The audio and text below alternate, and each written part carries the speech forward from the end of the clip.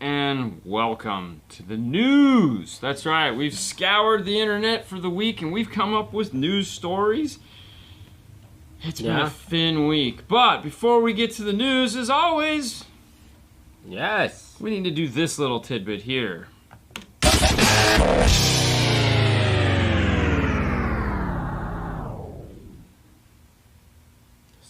That's the weather. Fernando, what is the weather like today, my friend? Today is a 73, nice and sunny.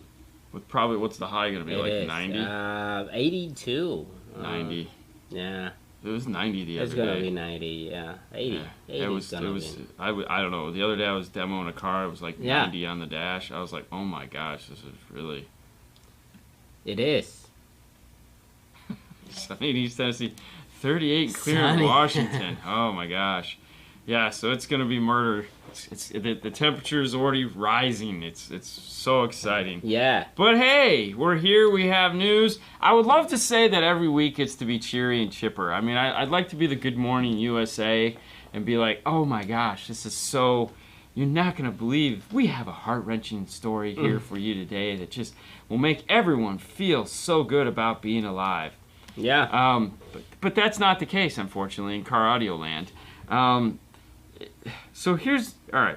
So let's just go to the story, and we'll start with that. I know what you're thinking. We've all seen this before. What could this possibly be? Fire at giant auto chip plant supply fuel supply concerns. Jesus, I can read this morning, guys. Hey, basically what we're looking at here is this is a chip manufacturer. And it burned to the ground. It took them 5 hours to get this under control. The story reads, it's hard to believe, but yet another Japanese chip plant caught fire last week, and some car audio suppliers are waiting to learn if their chip supplies are impacted.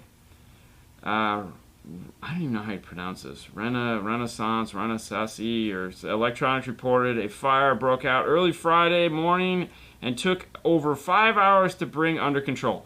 One question I have is, does the fire department in Japan suck? It's 5 hours, right? The other one that was 3 days. 3 days, 5 hours. I mean, keep in mind, depends of how big is the fire. Facility? Yeah. I don't know. I'm not a fireman. Nothing to be said about firemen.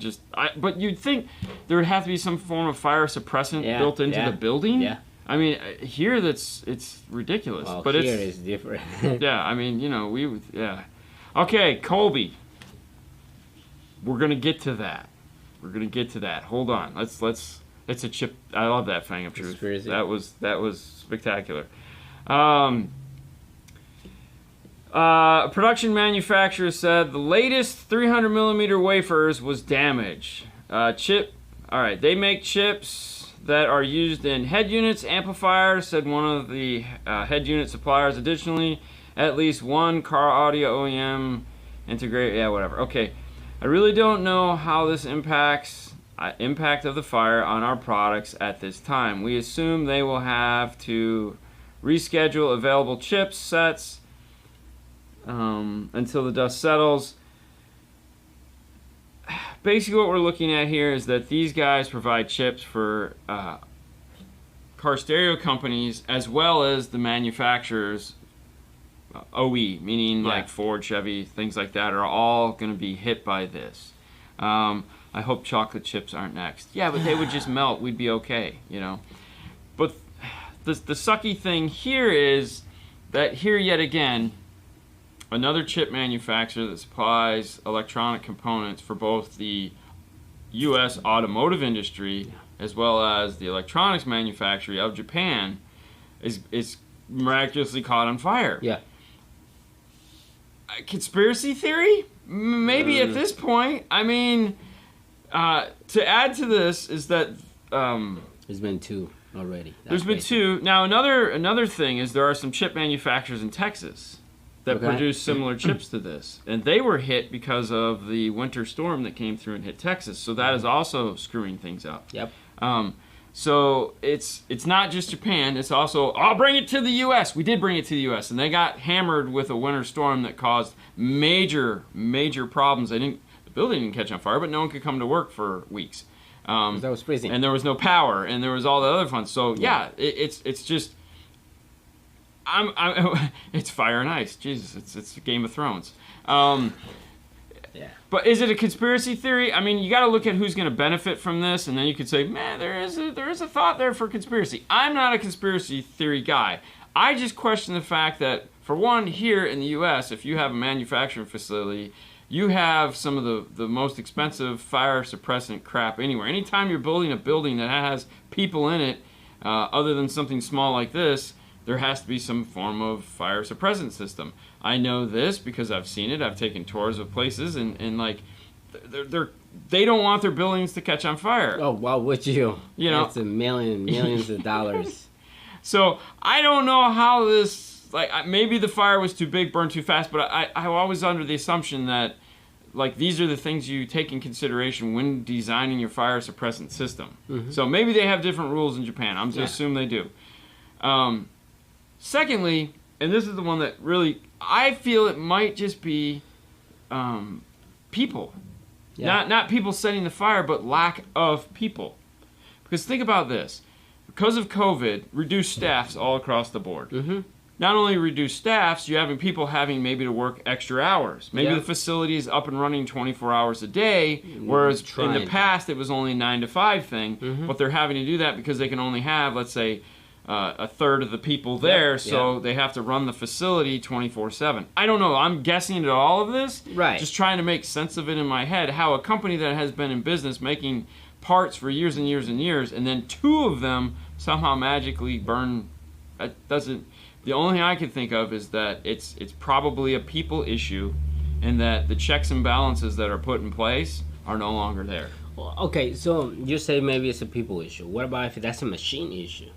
Well, there again, I mean, they're running the machine for more hours. Exactly. So the machine runs more than supposed to and overheats. Yes. And start cutting on fire, and then you can't. Like, you're like right. You say, it's less people working. So maybe they're you don't even know if 5, that thing start cutting on fire until you just start smelling and everything goes crazy. But that time is like, and the people are overworked, so they're not paying attention. Yeah. I mean, to me, that to me seems to make the most sense. Is that they're overworking the shorter staffs that they have, and they're running the machines longer than they're supposed to be run, just to try to keep up. Because as we all know, the products are just. It's impossible to get a lot of things. No, this is only guessings from These here. are all just 100% guessing. Yeah, I have no fact to base any of this crap on. all. And that's the joy of not being a real news channel. We don't have to do any of that.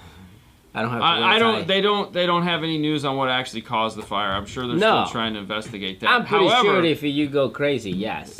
They do say that the nice thing is do they have anything? How it started? No? 2/3 of the chips produced at the plant are used by auto industry, so that sucks. They did say that they're hoping to be back up in 30 days. Okay. Somewhere I read that the fire wasn't as bad as the. So it's 5 hours. I'm pretty sure burn crazy stuff, but not that crazy. Well, I mean, you come back in 30 days. Yeah. So well, they hope to be built back up in 30. And there again, here's the funny part. If their chips are needed to manufacture the tools that take to manufacture the chips, it's that circle of life. They could be screwed. Mm-hmm. So who knows who manufactures these plants and what, if the who knows? All I know is that here we go again. Talking with some of the engineer friends that I have in the industry, they're like, I spend half my time just trying to figure out what chips we can buy to put in what amplifiers, and then every time we'll get a batch of chips that we can build this amplifier with. And then we can't get that chip anymore, so now we have to do another board spin up to design it differently to put this chip in. So basically what we're going to have is amplifiers that are made in 2020, 2021. You're going to have variations on all of them. Yeah. It's like, when did you buy it? What was the date code on that? Company barbecue. Hey. All right. Let's burn some ribs. I wish I could say I have more good news, but I would be lying. I don't. This is going to be one of those things that it just sucks. Ford delays infotainment on F-150. Yeah. Even before this fire happened, we were already in a pinch for parts. The AKM fire was tragic and has just ripples through everything in the world, not just car audio, everything in the world. Yeah. They were making so much, and there's only so many other facilities that can fill this hole. Basically, where Ford and General Motors and all these car companies, although this article mainly featured on Ford, they're to the point where they just don't have the body control modules to do systems in these cars. However, they need the cars. So what they're doing is they're actually pre-building the cars with minus the infotainment systems. And so the cars are going to be packed. The cars are going to be built and ready to go, and then they're going to have to come in after the fact and plug in the infotainment systems and the body control modules that are being left out. So everyone is going to be affected by this. General Motors is going to do the same thing. Yep. They're cutting back numbers, but it's the F-150, most popular truck on the face of the earth, as we all know. We know this. We see them all the time. But it's just, I know, but. And you know it more than everyone else there, RVH. So, I mean, but it's an interesting solution to the problem, which to me is always the point of the stories we do, is that here's the story, but here's what's really interesting, is that this is a manufacturer that's saying, you know what, we don't have the parts that we need to finish these, but we still need these vehicles. So let's just get them built so that they're ready to go. And then when the boxes of parts come in, Tom can run out there, because Tom's a cool guy. We've talked about Tom before. Tom's a party guy. Yeah. Tom can run out there real quick, plug the 2 modules in, ship the truck. Yeah. You know? So at least they're doing as much as they can, which I feel a lot of people don't. They're just going to sit there and be like, oh, we don't have parts. But that's the smartest thing. You know, you build a truck because you're still going to sell it. Yo, you're still totally going to sell it. It's going to be a delay, and a huge delay. Because if you are like a big Ford fan and you want the brand new truck, you want it now. Oh yeah, you but want now that. you gotta wait. That Bronco, man. You want that Bronco. Who doesn't want that Bronco? Don't answer that. I'm really not curious. But yeah. What? Yeah. Yeah. Okay. So there's 2 annoying things right there, right off the bat. I'm sorry. I didn't want to report those things, but some weeks are better than others. This next story, this is a ray of sunshine. Okay. Because to me, I think it's funny. I think this is a funny story, and this is really, I didn't do it last week because we had so much news report, and it circled back around. I was like, I have to get my thoughts out on this one, because all right, here we go. DD Audio, the VO XN line of high-performance coaxials. All right? I'm just, you can't make this stuff up, guys. You really can't. And there again, this has nothing to do with DD Audio. I think they make excellent products. Maybe personality challenged on the phone, but there again, I have limited experience with them. Oklahoma City, that's where they're at. There's 2 people in Oklahoma that make car audio. What are the odds of that? Manufacturer of high-quality audio gear for the masses is proud to introduce the newest addition to their line of voice optimized, which is what VO stands for, voice optimized. I love that. Speakers, the VO XN coaxials.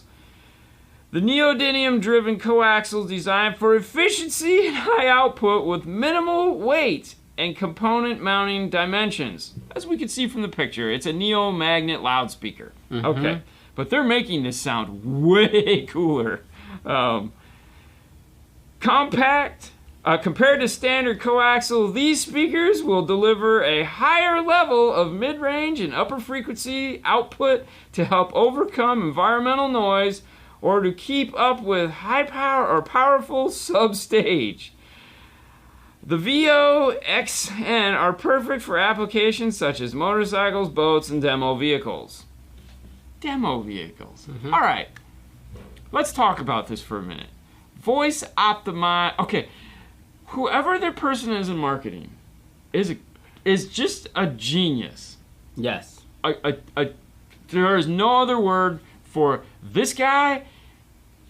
He took and made it. Okay, because what we're looking at here is nothing more than a loudspeaker, all right? With a big tweeter in the middle. The tweeter probably sticks out from the looks of it. The tweeter looks like the speaker's got an excited component in it, or it's really cold in the room. Maybe we'll go for cold in the room. Okay. Okay. It's a neo-magnet loudspeaker with a giant wizard tweeter, or with a giant horn tweeter on the front. But this line here, these speakers will deliver a higher level of mid-range and upper frequency output to help overcome environmental noise. I'm pretty sure. What the hell are they talking about? I'm pretty sure it's a lot. It's a lot. I mean, that's no kidding. Like, Yeah. duh. Every manufacturer that has ever made a loudspeaker. But I love it how they're not selling it as a loudspeaker. Like, they're just, no. Well, I mean, if you use it as a loudspeaker, it's just a loudspeaker. Yeah. That's it. But it's like they're trying to market the speaker in a totally different way. Hey, man, kudos which to to them. me is... I like it. I love the idea of saying, you know what? More fancy. We're probably gonna charge for this more than the next guy. It's a little bit fancier. I mean, we just, for those of you guys that have been watching the Install Diaries, Yeah. you saw the SPL show line of Hertz. Same basic idea. Mm-hmm. I mean, it's a voice optimized speaker, but I think that's the new catchphrase. I don't think we're gonna call them louds anymore. I think we're gonna call them voice optimized speakers. Because I think that it's just so damn great. Hey, man, I'm came here and just looking for a voice optimized speaker. Do you Yeah. have some? Yeah, exactly. What? Dude, this is just like an Oreo to me. loudspeaker, raw. You know, it's Yeah. the commercial. Uh-huh. What are you? Oh, you're a genius. Yeah. Voice optimized. So from now on, people, when we're talking about loudspeakers, we're going to call them voice optimized speakers. Thanks to DD Audio, because I just think that is the most fabulous way to. Hey, they want to say sell this. it better than the others. Now, Why as not? far as the speaker goes, it has additional durability. It has the rubber gasket around it so that the vented pole piece, so it's not a vented pole piece. It meets up with the tweeter, so it's totally sealed from the top. It has a treated top cone for environmental abuse because they realize these are going to be going to motorcycles and ATVs, so it does have some form of coating over it. So that it will not get damaged on those vehicles. It is a phenomenal speaker by any stretch of the imagination. It is very similar to the SPL show like we were talking about. So we don't know what's the ratings on this. You could probably go to their site and they'll Okay. give you all the full specs. I'm sure, like as far as like, is it 100 Yeah, dBs of 107 sensitivity? dBs. I'm sure it probably is. I didn't get any of that. I apologize because I was more interested in the fact that they're calling it the voice optimized speaker. I like it. Why do my ears hurt just looking at them? Yeah. Because they're voice optimized. She's a screamer, I bet. Oh yeah. Robert and Hoy is on fire today.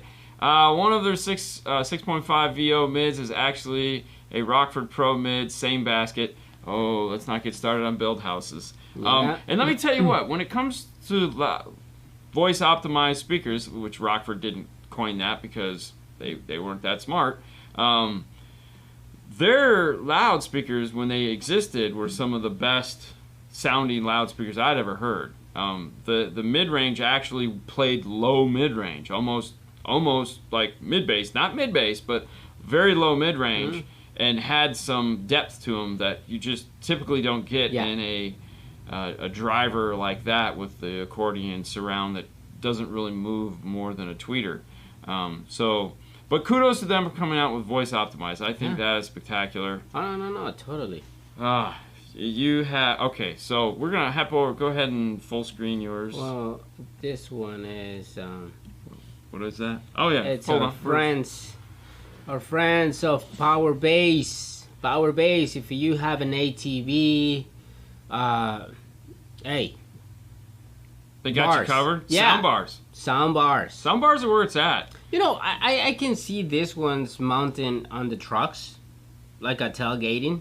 We know? talked about that. Yeah, I mean, right. we shouldn't talk about that I because we've already pitched that. So shh, you didn't hear that. Yeah.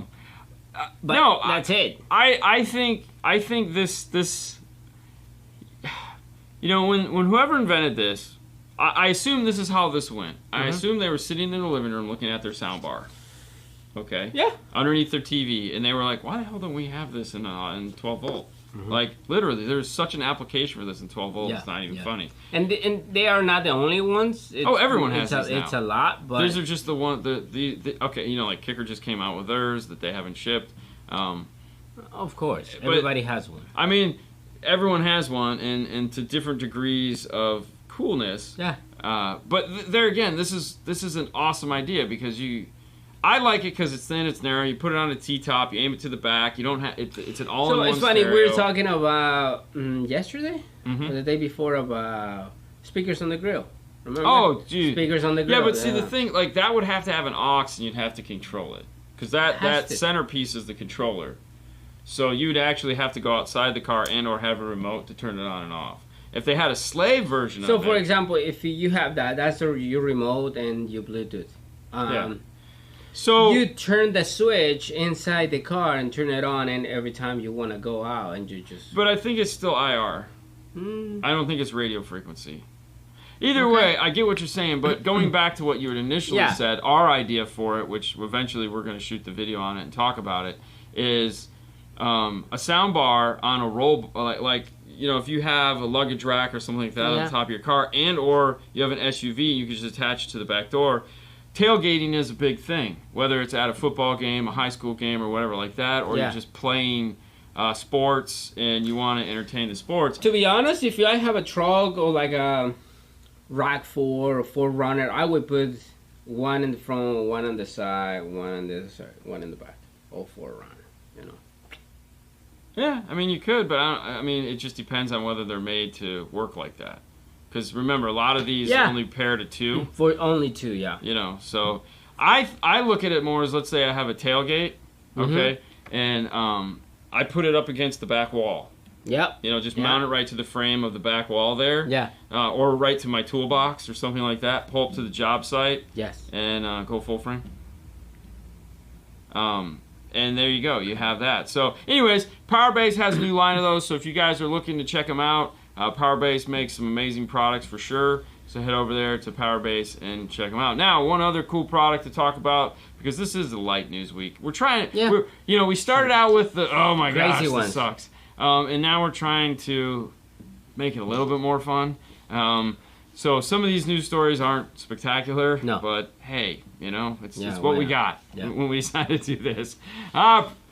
Prime Dual R212 sealed loaded enclosures are now available from Rockford. Yeah. Hey man, this is inexpensive subwoofer enclosure. Now here's what's funny about this. I think when they had these boxes before, they were 4-ohm. I remember. Yeah, they were 4-ohm and they sucked because they didn't work on anything. And then no one bought them because they were 4-ohm. 4-ohm. Not that they were inexpensive woofers, because we know people buy inexpensive woofers all day long. All the time, so what you get now is a 2-ohm. So finally we can actually put this on one of their amplifiers and get some power out of it. I understand that most of their amplifiers will go down to 1-ohm, but let's be honest, you don't need a 1-ohm amplifier to power these. Even though you could put the R2 501 on this all day long. Oh, totally. You beat the crap out of them. You're not putting the 2,000 watts in this one. No, the calendars are gone. The calendars are gone. We got rid of them all. Sorry. Special edition, guys. And though we didn't give anything away next week or this week, we will be back. We have products to give away next week for sure. We have both Morel and Ground Zero to deal with as far as products we're going to give away. Things have been so crazy and chaotic here. Honestly, I forgot today was Friday. You ready? I was driving home and I was like, oh crap, tomorrow's the show. Yeah. So I don't know how the rest. I'm itching my ankle, by the way. I don't know how the rest of you guys have been doing in your day-to-day life as far as how busy things have been for you, but here it's just been insanely busy. You have one more story? I got one more story, and this is probably you guys find out this one like 2 weeks ago. Let's put the full screen picture just of what it is. And I cannot read it. No, this. Put up a full screen of that. Just you know the headline, right? Okay. Do you know the headline? No. What's the story about? Well, the story that was. All right, that's what I'm saying. Okay. So here's a picture of a gentleman. What's his name? The gentleman is Lou. He was the inventor of the cassette player. If you guys probably you guys watched it before. So he worked for Philips, this manufacturer. Also, he was helping creating the CD player for Sony. Well, Philips and Sony teamed up to make the CD. Yeah. So for me, it's amazing, because I grew up with cassettes. The final product was created in 1962. Yes. Now, obviously, 100 billion cassettes sold. Yes. For music fans. So the purpose of building this cassette is to send music tapes and all that stuff Right. compact, so you can actually Well, yes, carry because everywhere. this is the and get compact. music. Yeah. He's the inventor of the compact cassette Yeah. player.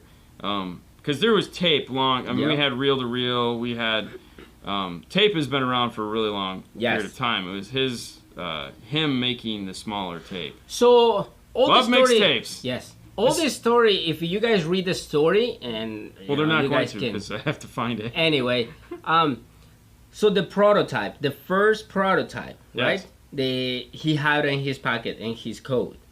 So apparently that was like a flat tire, help somebody, leave the coat on the road, everybody's gone. The cassette player, I mean the cassette, the whole thing was in there, and who knows where it is.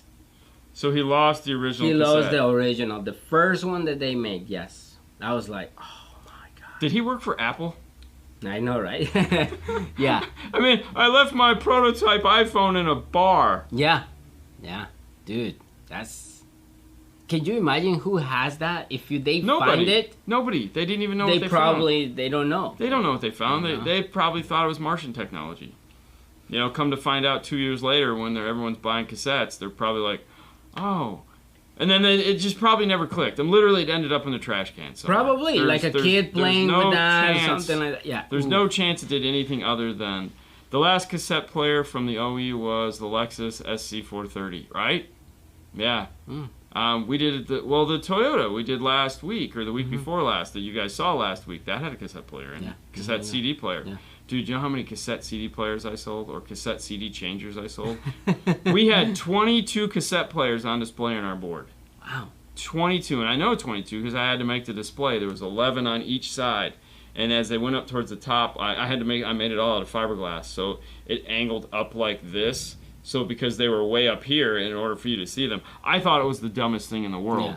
Yeah. It's kind of like over in our showroom now. I think we have 20 single disc CD players on display. Oh, I'm like, I don't understand we why. don't, and he argues with me about it. Like, no, we have. I'm like, But okay, you know what? How? You know what?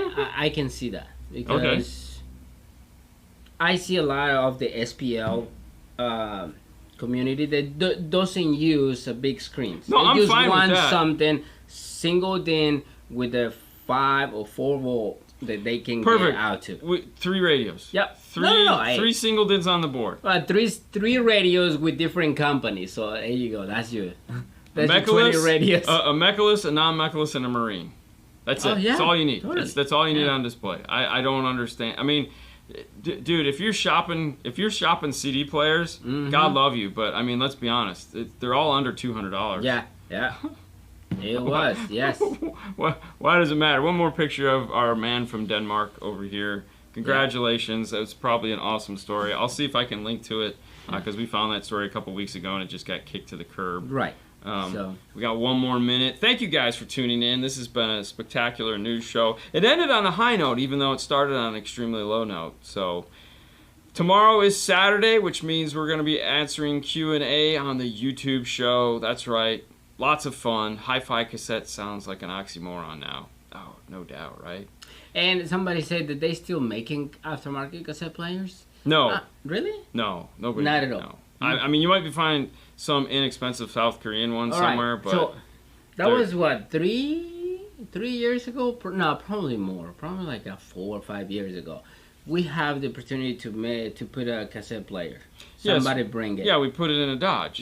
Yes. That was in a Dodge? It was in a Dodge Okay. because we were laughing. We're like, we're having to use a smart harness to put a cassette player in. Yeah. It was the funniest thing of all time. Crazy. And it actually, but it was, there again, it was like an inexpensive. So like the main brands, which is I believe the question, like Pioneer, Kenwood, Alpine, JVC, Sony, all those guys. None of those guys make cassette players. No. Pioneer, I think, was the last company to make a cassette player, and it was just basically old inventory. To be honest, I don't even know why we keep making CD players. I got everything in here, and I don't know either. Most of the people, that's what they do. So that's the plan. We'll go with that. yes, exactly. I would hope so. Right. It's in his hands now. Whatever happened to DAC digital audio cassettes? The phone came out.